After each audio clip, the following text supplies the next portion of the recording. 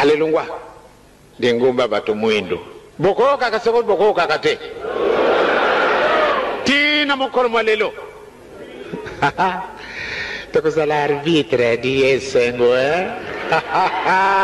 Uyaya ngoli mosantu ekomona no mokili na kombo ya tata mwana molimo santu bandeko na pesi bino mbote ngai ndeko na bino papa Gires Zola na lingaki lisusu tomeka repartage message moko na biso a pesaka biso na mokolo ya mardi le 28 mai 2019 bandeko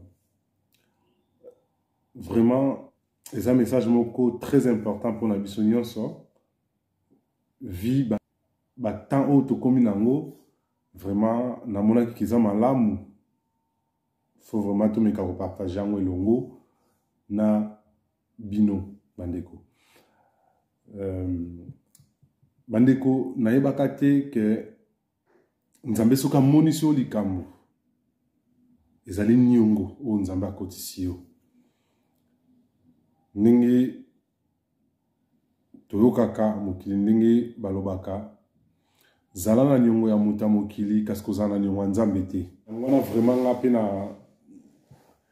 nalingaki vraiment tomeka kopartage message oyo po na garder yango pendant temps molai mais ye moko mokolo nango azokoinsiste mpona yango nzambe ntango amonisi yo likambo ayebi pourquoi aye komonisa yango mpa na yo yango wana ezalaka lokola vraiment niongo moko boye donc bandeko na nga na mokolo ya mardi ya le 28 mai 2019 et lelo toza le 22 mars 2021 bandeko nasalaka butu mokolo yango nasalaka tour a butu naye kokota na ntongo na bandi kaka kolala mwa ndambo vers 9h nazomona vraiment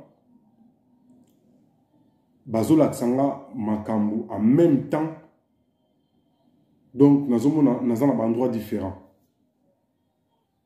nazolala awa pai nazalaka na France mais nazomona ke naza sous na Afrique na lali na C na kata lupangu na lali ka na mabele batie donc na lali ka na etoko vraiment na etoko na C kaka na mabele et na lalaki vraiment na façon ya mokongo nazotala siko likolo donc nazolala et en même temps nazomona globe carte nyonso ya monde nazomona tous les 4 continents ya monde ndenge komi molili et le 5e continent Afrique na couleur ya bleu au babengi bleu royal donc bleu marine donc bleu ya makasi ou vraiment ya mayabi ki wana ya makasi donc bandeko na mekai ko sala quand même moi dessin pour tous ala quand même na moi idée donc na dessinaki donc voilà dessin na sala ki yango donc image oyo pour na tous moi idée donc nazomona mokili mobimba ekomi molili makasi mais kaka Afrique nde na couleur ya bleu ou ya makasi Afrique mobimba namona ki yango na façon oyo bandeko et awa na centre ndenge tozomona na Congo nde nayaki komona photo oyo wana ebimi na sanza donc sanza mobimba ekabwani na mibale nazomona drapeau oyo ya kala ya RDC donc il y a 6 étoiles sur les côtés et étoile ya moko ya monene na katikati et l'autre partie photo na yemoko papa Simon Kimbangu ya pan ya 1921 sur l'autre côté bandeko donc na meke ko sala même vraiment image oyo pour tous ala na idée et lumière ezobima ya makasi ezoko éclairer Afrique mobimba Donc, lumière et autres na sanza on. Bandeko, vraiment, yemoko azoko insister, vraiment na loba message on. Moto nyonso a monaki image wana. Na bon Afrique, mo ya makasi, éclairage ya makasi, mais le reste ya ba continent mosusu, mo lili ya makasi. Nazomona makambo wana, en même temps nazomona nenge Europe, Amérique, Asie, nenge komi mo lili, et na nenge nazomona Afrique, lumière ezo uta na sanza, na photo papa Kimbangu, na likolo, ezo éclairé Afrique mobimba. Bandeko mutu nyonso bandeko mona. Et en même temps, nazomona papa moko, pa inga na lalaki, papa wana azo tinda mwana moka mukie ya mubali, un petit garçon ayola musangai. Bandeko, papa wana azo tinda mwana wana, atindi mwana wana tanga la musinga na monaki ni mwana wana ni papa wana. Na lamuki kaka loko la face na ngezalaki kotala déjà likolo, no tango na lamuki misu na ngambala moko kendaki mbala moko na sanza wana. Na lobi kaka eloko liboso na lobaki na lobi kaka papa fongoli. E na telemi na bimi na balabala ya munene na moni bato ebele na balabala. E bato wana nyonso bato bazo sepela bazo loba papa Simon Kimbangu, papa Simon Kimbangu, botala papa Simon Kimbangu. Donc mutu nyonso azomona papa Simon Kimbangu, mutu nyonso azosepela. Bandeko ngai pe na koti, mais na bato wana nyonso tozalaki wana, bato tellement bazalaki ebele, et na liboso ya bato wana nyonso papa Simon Kimbangu kiangani. Bandeko, et bato mususu quelques personnes pe bazoloba alinga la tsebiso susu nini si to moni déjà ya mingi alinga la tsebiso susu nini bongo abimili susu na mapatabo ndenge nini abimili susu na likolobo ndenge nini. Moi quelques personnes pe bazo nier na bango, mais bato babandeki bina ko sepela bazo kamwa papa Simon Kimbangu abimili na likolo, papa Simon Kimbangu abimili na likolo na yaki ngape na bandi ko sepela tozo sepela. Et quelques personnes ont babandé qu'on nié biso tozalaki mingi na sima papa Simon Kimbangu kiangani tozo sepela, mais papa ayaki neti na kiti moko boye, papa avandi na se apaya moko boye neti azoki découragement pour na bato yo bazo ndima te ke ye asali makambo wana. E biso bakimangisi oyo tozalaki na sima ya papa Simon Kimbangu kiangani tofukamaki liboso papa tobandi koyemba banzembo tozo supplier. Et tant que nous avons makambo wana bandeko et pesa qui vraiment passe et pesa qui passe tozo yemba tuku bazo sambela tozo senga papa bolimbisi alimbisa bango po bayebite. Mais photo wana ndenge bimaki likolo, image wana ndenge bimaki na sanza ezo clairer Afrique mobimba. Bato bazo kamwa. Bandeko mingi na robeta sete pa ya bato oyo ndambo babandai ko niye. Eza lokola bato balingi ko ndima papa Simon Kimbangu te. Tina lelo. Bafingi biso bakimangiste bazoba tolobi ke papa Simon Kimbangu yende nzambe molimo mosanto. Bandeko eza pasi pe mawa. Mokili so tozo sosola te. Vraiment nyonso ekomami nango na Bible bilembo nyonso ezali bandeko. Soki toke même na ba signification ya makambu oyo nga na lobike na monaki o na dessiné bandeko na nga o na monaki tozwi couleur ya noir oyo ezalaka signification ya malamu te. Noir elakisi ke mabe moko bo ezali. Mais couleur ya bleu, pourquoi babengaka ngo bleu royal? Couleur ya bleu soki toke na ba signification ba couleur Na mystère en Nzambe, l'air est noir, ça cache la sainteté. Oui, c'est vrai. Mais Nzambe tanga la kisiboé, il y a une signification que makambo moko boya mabe, izo sala makamokili.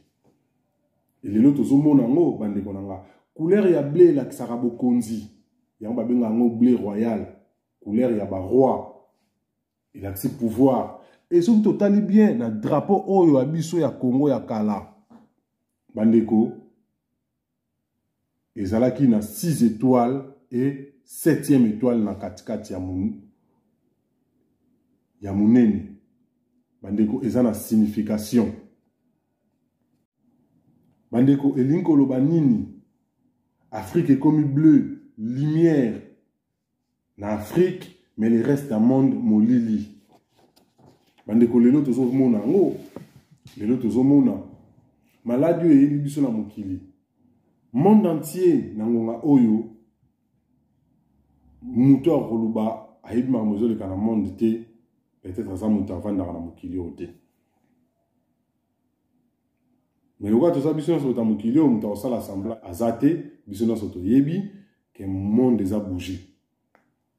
Tomoni maladi oyo na mokili et bouger mokili mobimba. Mais Afrique eza épargnée.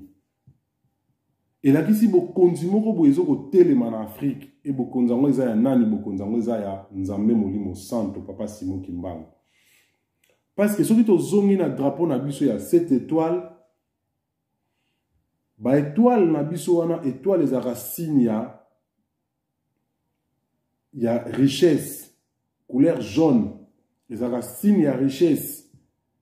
Et bleu ezaka signe ya pouvoir. Drapeau na biso wana ezaka bleu na étoile ya jaune. Bandeko ezana signification. Donc toyeba tina ya makambo. Bandeko kolala kolamuka, je me posais beaucoup de questions et na komona ndenge monde ezotambola lelo, tomoni lelo malade ekoti, tozomona ke monde entier eza bouger, qui sezomona na te, bazopesa bato ba vaccin lelo, ba vaccin soki komi koboma bato, ba variant ekobima, même mindele bato basalaka ba recherche à makasi bazokoka te, o basalaka ba médicament o eza puissant peut sauver bato bazokoka te. Bandeko metozomona Afrique eza épargnée na pandémie oyo. Mais na Afrique kaka pai o pauvreté za makasi, pai o nzale za makasi, pai oyo ba système tout eza un peu moins développé. Mais Afrique eza épargnée. Donc ça veut dire quelque chose. Nzambe a épargné Afrique. Mais tozo sosolate bandeko nanga. Nazo ko s'adresser mingi na bato tilelo tozo ko nier vraiment Papa Simon Kimbangu Kiangani. Yende Nzambe Molimo Santo biso tozo ko yebisa bino. Mais to fingami bazoba. To fingami bazoba. Bandeko nanga. To fingami bazoba, mais Papa Dengen Lobaka, qui vivra, verra. Tu es bino, Papa Simon Kimbangu Yende Molimo Mosanto, batu bandimité. Mais ce qui toque na Bible, ba preuve eza ebele. Bandeko nanga. Lelo Afrique, nga nazomona Afrique comme bleu. Na rêve au Nzamba Zola Tsanga. Et na moni na photo ya imoko Papa Simon Kimbangu ezoko éclairer Afrique. Et l'uni koloba makambo ebele. Yemoko a telemi azoko protéger Afrique, azoko éclairer Afrique. Yemoko azoko battre l'Afrique. Peza mabele na ye. Afrique eza mabele ya Papa Simon Kimbangu. Pe ala kizibiso elembo na likolo ala kizibiso image na ye ya kala. Il y a 1921. Ouais, il y a en 1887. Le 12 septembre 1887. Nenga Botamaka. Et à la Kisibiso, na se na minute o nenga latinzo to mususu na kombo ya Simon Kimbangu Kiangani. Bandeko, ezali na signification. Elingi koloba nini? Simon Kimbangu Kiangani. Mikolo uto leka na ba video msusu na monaki mama bebo na taki. Alobaki na biso eloko moko fallait interpeller biso. Que Papa Simon Kimbangu ya 1921 tangu alingaki abanda musala na ye akendaki kosenga nzela pa ya mukonza mboka un certain Mfumu Mvuti na mboka ya Nzundu mukonzi ya mabele ya kontre wana nyonso. Mais tangu Mfumu Mvuti wana permetaki ye alobaki lokolo ndimi musala oyo esalama na mabele na yo okokangama yo nde mutu okokangama mutu liboso. Et Papa Simon Kimbangu na retour na ye azongaki na famille. Ayebisaki famille na ye ke azali susu kaka ya bango te, akomi ya batu nyonso. Bandeko ba Congo bayebi makambo oyo ke mutu akomi ya batu nyonso oyo eloko ekomi ya batu nyonso ekomi kiangani. Donc ekomi ya batu. Papa Simon Kimbangu asalaki ba miracle na ye kaka na kombo na ye ya Papa Simon Kimbangu kaka te. Alataki akomaki déjà kiangani, mais biso toyebaki yango te. Lelo siko aye a officialiser kombo wana ya kiangani to sosolité. Mais na Bible ekomami bandeko. Soki toke tokomona ba référence. Lelo nazo sala vidéo oyo, lelo toza le 22 mars 2021. Mukolo oyo Papa Simon Kimbangu alataka nzoto ya mibale abotamaki na kombo ya Papa Diangenda. Et kombo ya Papa Diangenda eza na signification nango. Faut tosala ba recherche to luka. Et Yesu ye moko na Bible prometaka biso ke molimo mosanto akokende ta kovanda na biso libela na libela. Bandeko kokina epe kovanda kutu na nzoto moko. Mais na bonzambe na ye azoko changer banzoto. Lelo ayeli biso na kombo ya Simon Kimbangu Kiangani. Eza nango pe na Bible. Soki totali na Bible, tokomona référence wana, tokomona soki totangi na mokanda ya 2 Corinthiens chapitre 13 1 jusqu'à 2. Tokomona alobi kuna ke voici que je reviens chez vous pour la 3e fois. Azongi déjà mbala misatu, mbala liboso yaki na kombo ya Simon Kimbangu, mbala mibala ye na kombo ya Diangenda Kuntima, mbala misatu aye na kombo kaka ya Simon Kimbangu, me alakisi biso ke aza kiangani po aza ya mutu nyonso. Yo soko bengi ye kiangani, nga pe na bengi ye kiangani, donc alakisi ke ya batu, yepe kuna lobi ya batu, yepe kuna lobi ya batu. Bandeko ba référence biblique eze belé tokokopesa. Nzambe même na Bible zo prouver biso que Nzambe avandaka na Afrique. Nzambe il y a un certain temps Nzambe balati biso na endroit où Nzamba kozala. Bible zo la biso na couleur nini Nzamba za nango na Bible kaka. Et biso bakimbangi to bengi Papa Simon Kimbangu Nzambe bato bafingi biso maboma. Ndenge moko na ba juif na tango akala ndenge ba bengaka Yesu mwana Joseph, mais or que bato balandaki Yesu ba moni bikama balo aza mwana na Nzambe, aza Nzambe, mais tilelo ba juif ba ndimate. Yango na soko tangi na mukanda bomoi kuna na Matthieu 21 na 43 okomona ke alobi ke akolongola bokonzi wana akopesa yango na libota mosusu ezanga tina ekobotela ngo mbuma libota ngo ezanga na yo pe approuver bango na ville ya Capernaum abimisi carte ya RDC pona kolakisa esika oyo Nzambe avandi. Bandeko biso ngana yo surtout africain congolais de socialité ezamawa tozomona na l'église bat bozobele la molimo mosantu yaka mais eze lo côté mutu bazo baki yaka aza mutu bandeko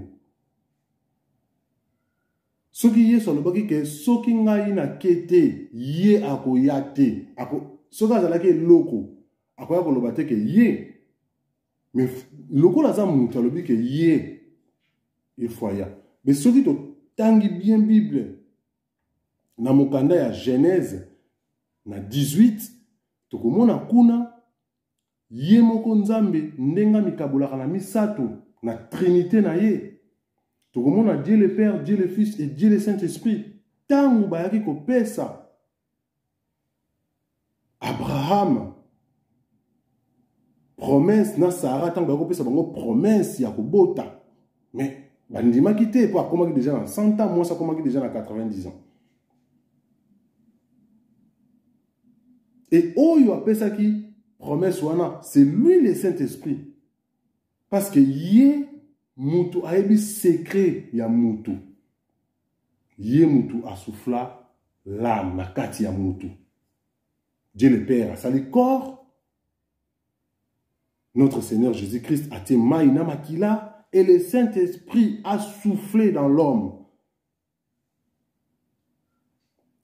Le Saint-Esprit, c'est lui le créateur. Parce que Yaza Molimo, ce qui est tangi Bible, na début la Bible, balobi ke au commencement, Mokili, et ça là qui coûte une forme était l'autre côté. Mais l'Esprit de Dieu s'est mouvé au-dessus des eaux. Abandé ko tambo la likolo ya mai.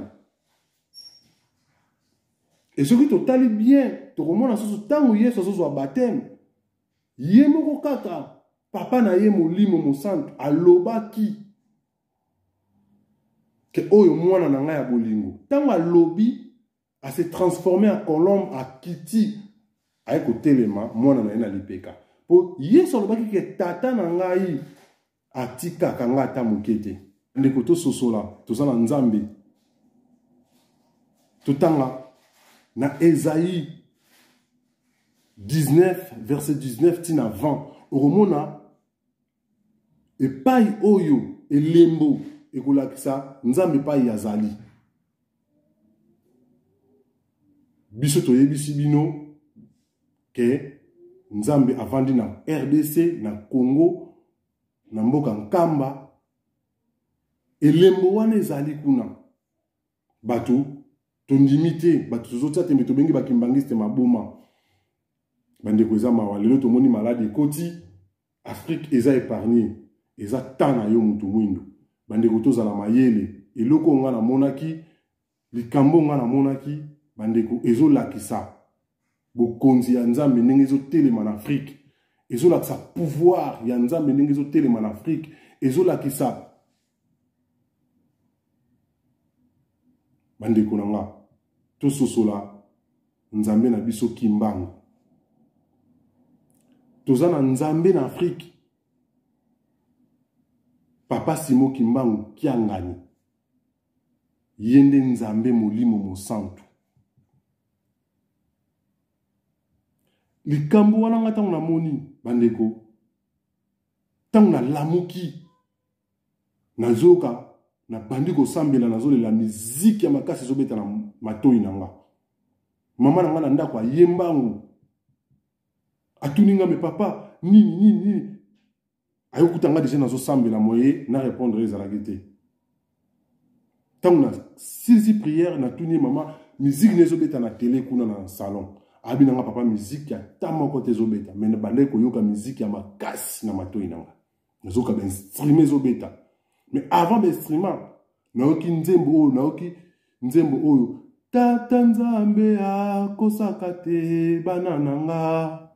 Yako zonga banananga onda kwa tata ekoza la somo mokolo yango. Bandeko tososola nzambe na biso, tozana nzambe. Même mindele bayebi ke kimbangu yende nzambe ya solo, c'est lui le créateur. Biso tozo continuer kotia tembe ti lelo. Bandeko tososola ye. Bilembo nyonso. Ba preuve ezali belé. Tososola nzambe na biso. Nzambe asunga biso mutu nyonso kozwa message oyo tozala mayele surtout biso bato toza na Europe, Amérique, Asie, même tina Océanie, bandeko tozala mayele. Il y a quelque chose qui se passe spirituellement.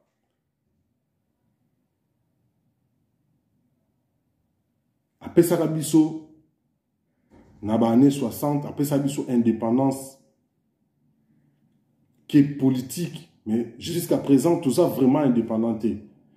Mais loko ezanga ka biso na Afrique pour Afrique tombwama. Ezangi biso l'indépendance spirituelle au babengi na Congo Kimpwanza Kiampeve.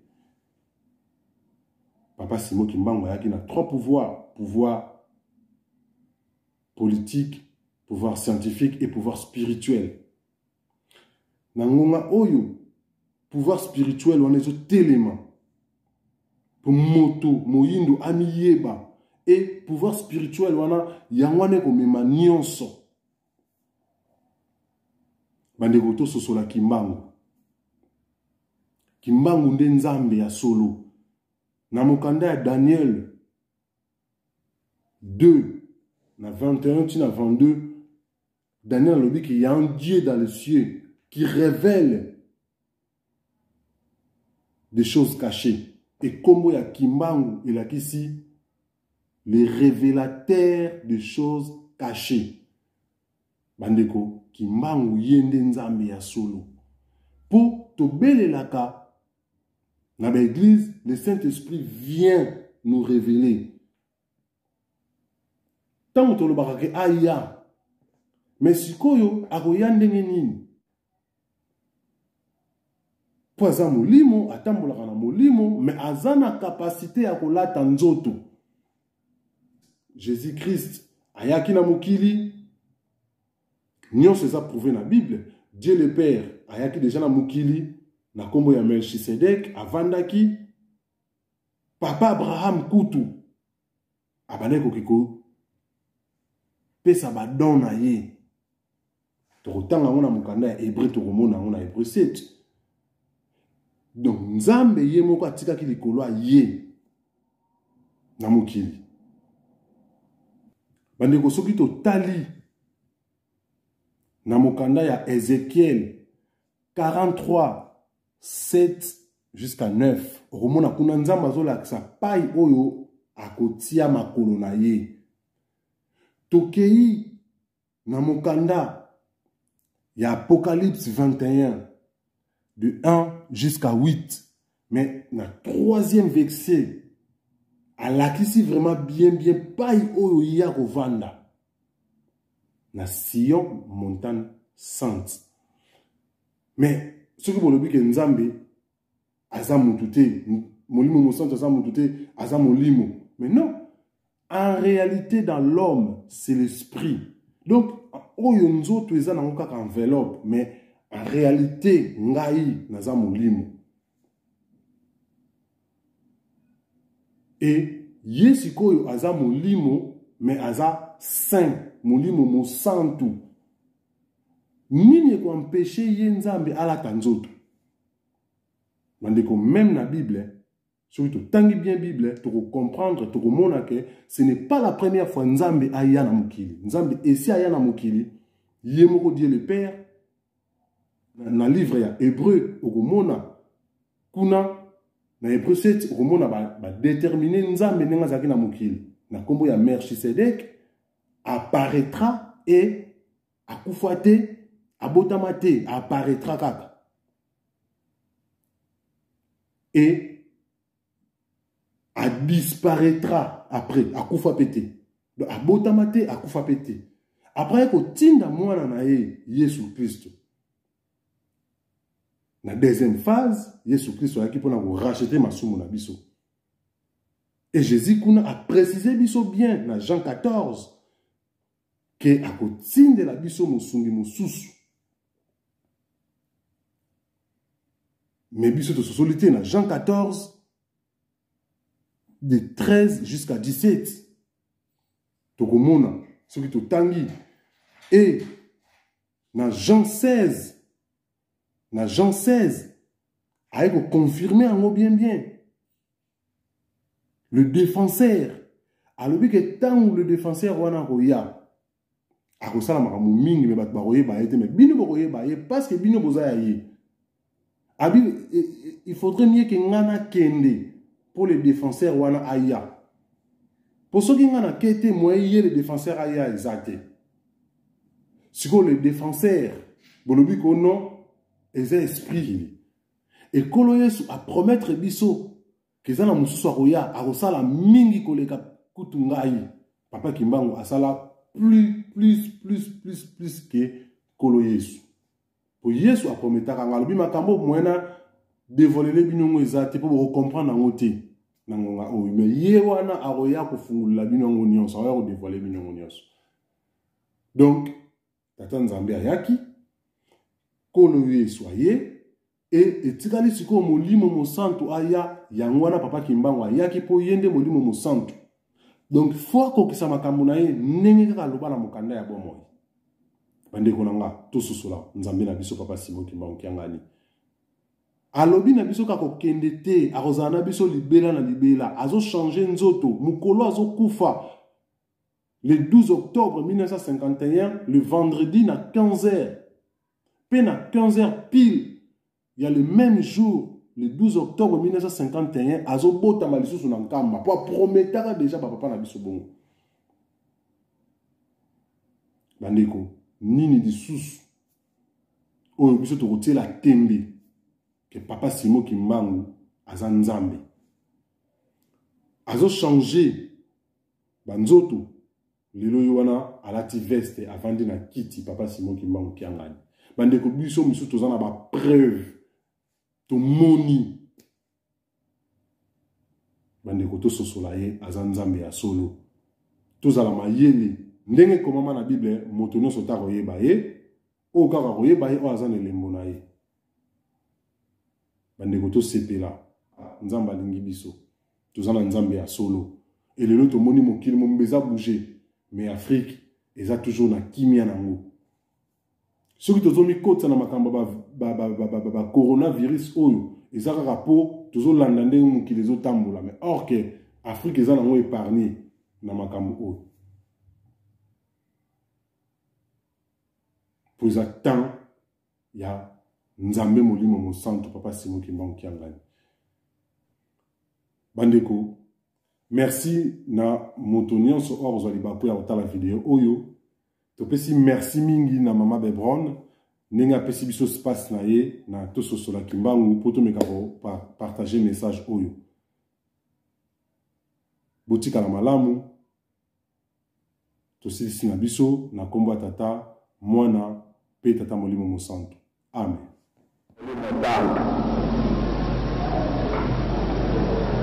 Lokola tata Simon Kimbangu azali molimo mosantu bote yango na mokili mobimba koyoka soli te kobanga na ye likambo moko te na baradio na batelevizio pe na bajournal toyoki